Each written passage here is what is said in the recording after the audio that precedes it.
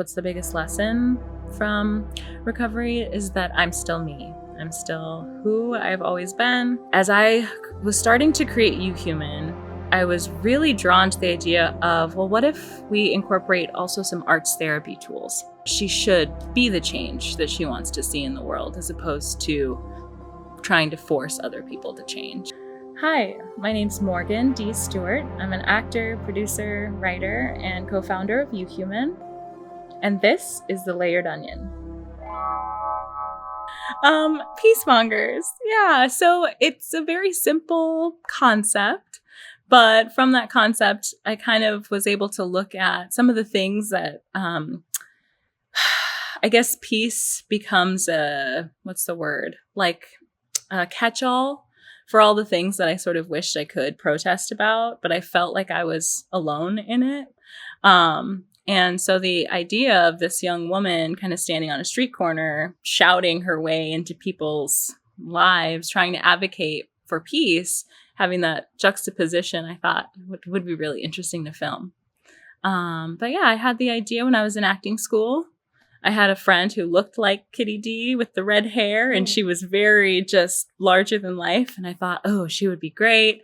And so I captured kind of her persona a little bit, threw it in this story. And, you know, I don't know if I should give away the ending, but yeah, I think that it's something, what happens to Kitty D, I think teaches her that, that it's easier to kind of, or not easier, but that she should be the change that she wants to see in the world, as opposed to trying to force other people to change. So I came up with the idea in acting school. So this is what's interesting for me, is I've had a lot of like barriers to do just the thing that you would think is the most basic thing. So I had the idea in acting school. That was back in 2008. And then I got my master's degree from the New School in New York. And I carried this idea over into my bachelor's and master's program, where I took a course called The Producer's Craft, because I really wanted to produce. And I wrote the script, got the treatment. I wrote my first grant proposal trying to raise money for it. I didn't get any, but yeah, so I ended up using Peacemongers as my script to produce in this class. So it took a lot of years to get to that point, but I did submit the script for some screenwriting competitions in the meantime, and it did pretty well. And then, yeah, when I made it, I was living in Oshkosh. So I don't know if you recognize that street corner, but it's in front of I think it's called the New Moon coffee shop. I did not recognize it.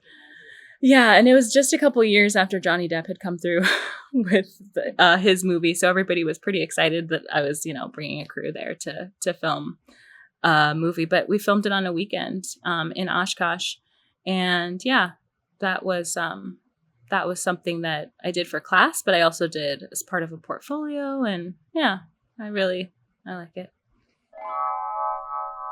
So uHuman was kind of born out of my own personal recovery. So going back to when I decided to become an actor, I went to acting school, but I also was really struggling, I think, with like mental health and feeling isolated. Even though I had my core group of people, we were partying a lot, and things just kind of took off from there. So for my entire adult life, I had this constant like struggle with addiction. And so once I made another decision that was also kind of scary, which is to kick that habit and to change my life, I started realizing that all I wanted to do was create. All I wanted to do was work hard enough to get to a point where I didn't have to have another job to sustain myself, and I could just be an artist full time. But that sounds so idealistic and impossible. And I thought, well, maybe I can create a company, so then if we do this together, it's not as difficult for all of us, and we can help each other kind of heal and overcome a lot of the things that I think holds a lot of people back. At least that things that held me back. So with uHuman, one of the goals is to kind of be outside of that capitalistic system and do something called a workers' cooperative. A lot of artists are familiar with like a collective approach to creating art where you kind of share resources, share space, materials, etc. But this, with the workers co-op, I wanted to take it kind of one step further and have uHuman be a company where any artist, someone ambitious, talented, creative, dedicated to their art, can come in, and we would have a revenue generating mechanism. So then they could have this be their job. Because I find that's what's helping me in my recovery, is focusing on uHuman and on helping other artists, other creators. And yeah, so that's what I'm hoping to do, to have it be something that can provide some stability to people's lives and yeah, empower them to do what they love to do and get paid to do it. Yeah, so this is a little different than a class. It's going to be a peer support group for people who are interested in learning whether or not they might have a problem with some sort of addiction. And it's any kind of addiction. It doesn't just have to be alcohol, because addictive behaviors can attach themselves to different processes, sex, gambling. There are all different types of ways that addiction presents itself. But I really benefited when I made that shift to quit drinking. Smart Recovery helped me do that. And they have a model where you can train to be a facilitator, and you use tools in Smart Recovery that are based in therapy. So like cognitive behavioral therapy, dialectical, they do something rational, emotive behavioral therapy. And as I was starting to create uHuman, I was really drawn to the idea of, well, what if we incorporate also some arts therapy tools? And so I pitched this idea to Jolynn over at the Artlit Lab. And yeah, so the intention is to have these peer support meetings that are going to be focused on living a more balanced life. And I'm going to introduce some arts therapy tools to help us do that. Yeah. And when do those start? In the fall. Yeah. We haven't quite pinpointed a date. I want to make sure that the people who really need help will be available to come. So I'm trying to pick a good time. Also, that works with the lab too. But yeah, I'll be sure to update you and everyone in the world once we've decided on the dates. Yeah, so that's kind of what I'm thinking. I had my... But here's the thing. Since it's still a dream, we're still in such early stages. We haven't incorporated as a co-op yet.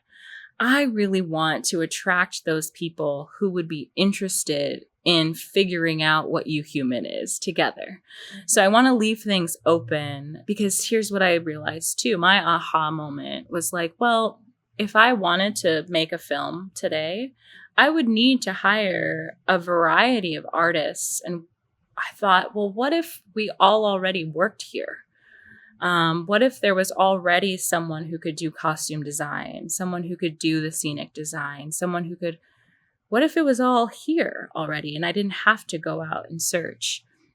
So bringing artists of all types together, I think, is where I really start to see it take off. Mm-hmm. I'm thinking about musicians too. Because one thing that could be really great is if uHuman, as a cooperative for workers in the media production element of it, if we also had a space where musicians could utilize that as a recording studio, we could host events there, do concerts. So, the other piece of it was we struggle a lot with affordable housing here in Madison.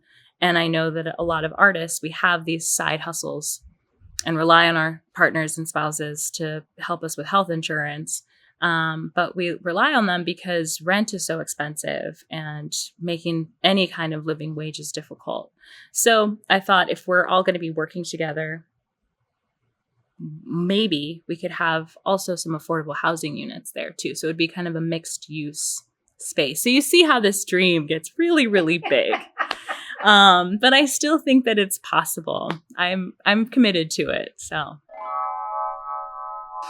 yeah, so right now I've been looking and talking with people who are artists, who consider themselves to be artists. I realize that that is something too. A lot of people, they don't even recognize their own creative potential. And for those folks to make the leap to then try to commit to being creative full time, I haven't been talking to those folks. I've been talking to people who are really ambitious, who are trying to kind of make their moves here in Madison so then they can have this as a career. I'm also talking with people who are familiar with the co-op concept, whether that's because they've lived in cooperative housing, or they're a part of, let's say, MadWork, or but people who are familiar with mutualism and the idea of resource sharing in order to keep costs low. I've been talking to a lot of folks like that, but mostly, yeah, it's really ambitious, talented artists who are like, wait, what? And we're kind of getting excited about it, but it's very early stages.